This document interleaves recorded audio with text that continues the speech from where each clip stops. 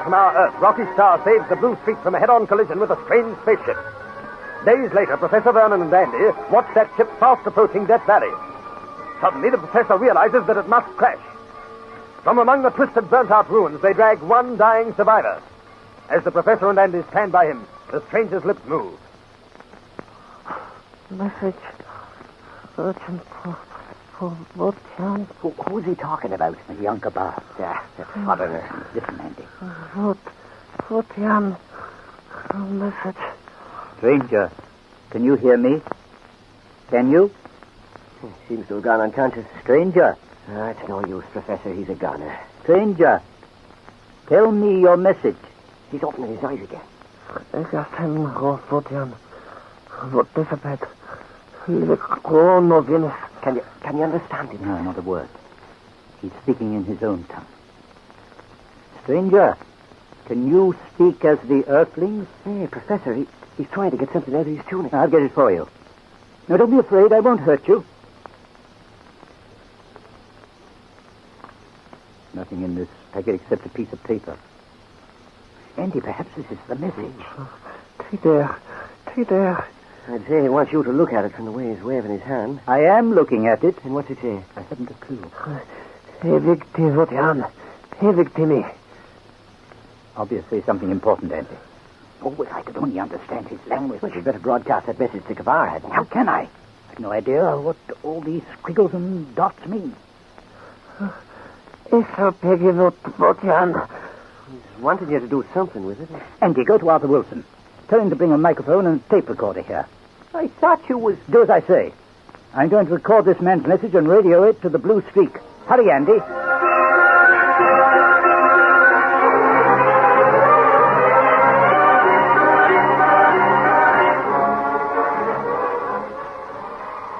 Had enough to eat, Mitch?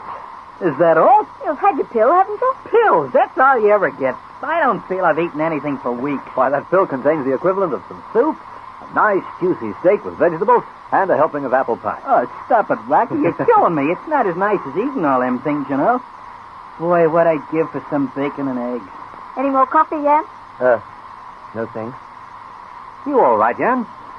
Why do you ask? You're looking rather tense and white. Yeah. Rocky, my father is in danger. What? He is in danger. How do you know? I do. I was sitting here in my bunk drinking the coffee when I felt him touch me and speak to me. Jan, you've been dreaming. No, and I was not. He spoke to me. I heard him distinctly. But how could you? Mitch, in our world we have studied deeply telepathy. We can send messages one to the other, even though we are miles apart. My father spoke to me. What did he say? He asked me to return home quickly. Anything else? No, just that. If he was in any danger, surely he would There have... is no need for him to say more, Rocky. He knows that I will obey his wishes at once. Jan, I've had very little experience of thought transference. You do not believe it. I won't say that. It is very common on my world. We do not have telegrams as you. We send any urgent message by telepathy. But, Jan, what danger could your father be in? I do not know. Perhaps he's ill. Yes. Yes, that must be it. There is nothing else it could be. Yes, he is ill. Maybe even dying, and he wants me to be near him. As I have said, I am to be the next president of Venus. Go to Blue Streak. Listen. Go to Blue Streak. There's Daddy calling. Coming over. Blue Streak to control. Reception poor. Suggest you leave call till later. Over. No, Rocky, I have an urgent message for Jan. For me? From his father. Over. Did he say my father? I'm not sure. I'll ask him to repeat. Blue Streak to control. Professor, reception poor. Repeat message. Over. Did you follow it, Rocky? Difficult with all the static. I'll swear he said he had an urgent message from Jan's father. So I too thought, Mitch. Have the professor radio the message, Rocky. I doubt if he'll hear it. There's a terrific amount of noise. Nevertheless, try, please. Blue Streak to control. Broadcast message, Professor. Broadcast message. Over. The ship you cast some days ago was from you. That's on our space station. Can't understand a word of it. Listen, man. Before he died, I recorded this message for Jan. Here it is. It's hopeless, Jan. I am afraid so. I think we'll have to wait until the reception's better. Tell Daddy to try again later, Rocky. I'll be surprised if he hears me. Conditions will be just as bad for him as for us. However, here goes.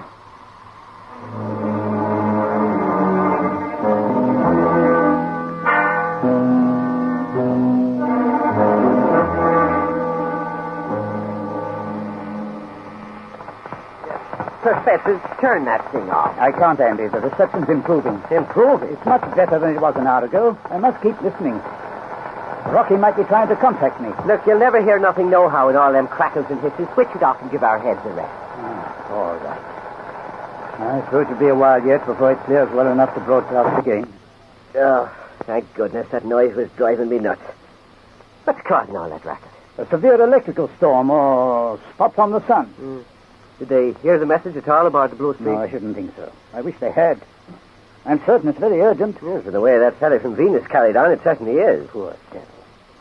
You ain't regretting he died, are you, Professor? No, Andy, no. I think it was for the best. Frightfully injured. Yeah. According to the doctor, he shouldn't have lived through that crash. No. I wonder what's happened on Venus. Oh, you got me there. Did that fellow speak any English? A little. He's been on Earth before on secret missions. Whenever I asked him what was wrong, he burst out excitedly in his own tongue. Did you say he'd been here before? Quite a few times. Well, I never seen nothing in the papers. No one knew about those visits, Andy. What was he doing? Oh, briefly this. After the first atomic explosion in New Mexico, the people on Venus became afraid that we would try to invade their world. So they sent spaceships and men here to study our ways and language. When we began to build the Blue Streak, Voitian, or Yankoba as we know him, came to prevent our leaving the Earth. Slap me with a bit of grass. Oh, no, I don't believe you, Professor. You're kidding me. No, I'm not, Andy. But you must be. Why, someone would have I found haven't out. the time to argue with you. You may believe me or not as you wish. Switch on the receiver again, Andy, and pray the reception is better. Professor, I'd like to hear a bit more Quiet, Andy, quiet.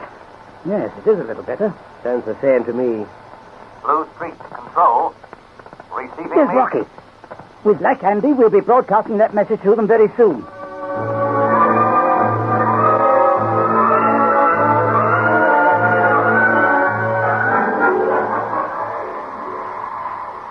They're receiving you quite well now, Professor. Carry on. You passed Washington Venus. It crashed on our station in Death Valley. There was only one survivor. Before he died, I recorded his message for Jan. Shall I say it now? Over. Say yes, yes. Go ahead. We're waiting. Very well. Here it is. No.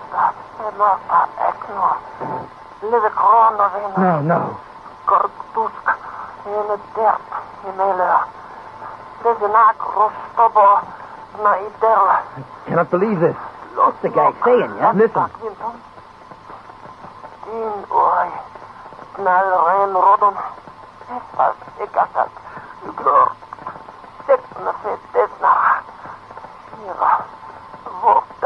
No, this cannot be. Translate it, Jan. Shall I repeat the message, Rocky? Over. There is no need, tell the Professor. Message received. We'll contact you later, that's all.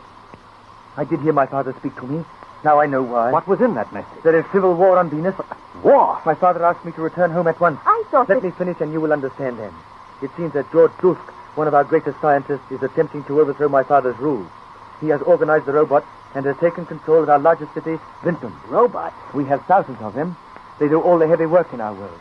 That because of the rain you have? It is not the rain as you know. It is a thick, misty drizzle that always seems to be with us.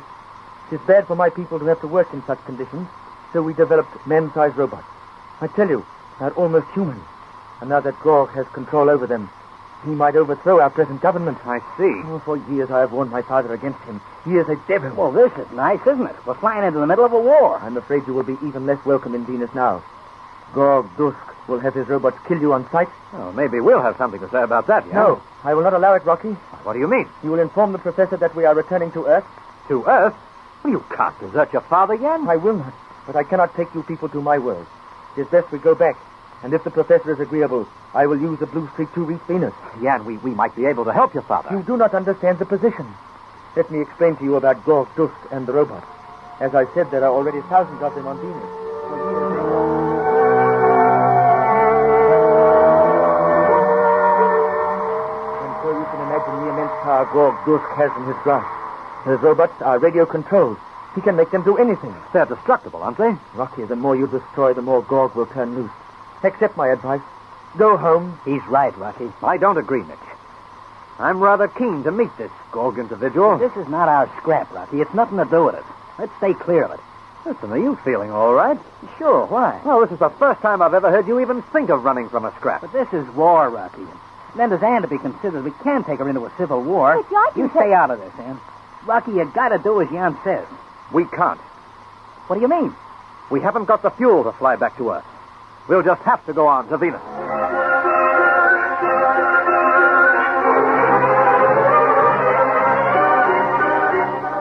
Rocky's bombshell changes the whole atmosphere. The others stare at him in amazement. What lies ahead for our friends? Be with us for the next spellbinding episode of the Rocky Star Adventure. Destination Venus.